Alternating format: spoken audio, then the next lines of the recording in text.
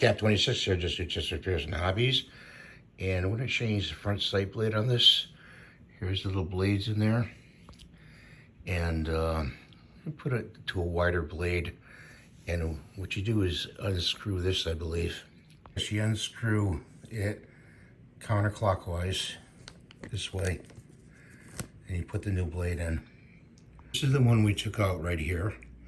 And we're either going to go with this one or that one right there. Okay, use this one right here. Okay, so you slip it in there and make sure you got the tang on this side and this notch here, and just screw it down. Not over tighten it.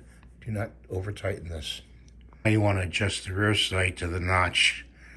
Gently pull that sight out towards the rear of the gun with your fingers, and you can use a little punch like this and just pry it out.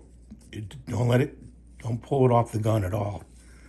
Okay, then you're going to turn it. Okay, with these two tools on the side here, you lift it up away and you spin it clockwise.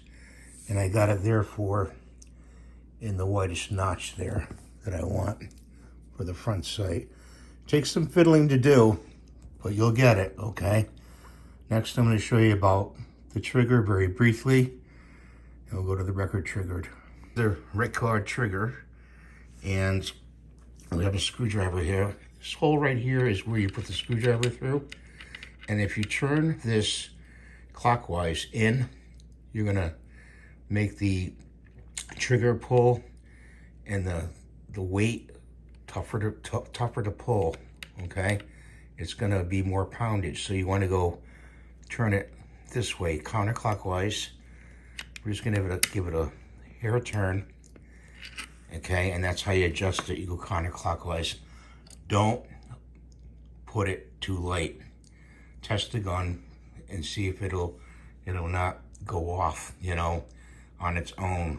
So I just turned it a couple little turns, not much, you know. So that's how you do the record trigger, through this access hole right here. And some guys claim that, you know, after a while this may turn out. You may want to put a little thread locker on it of the blue type, temporary, and put it back in the gun. But again, just a hair turn to the left, counterclockwise.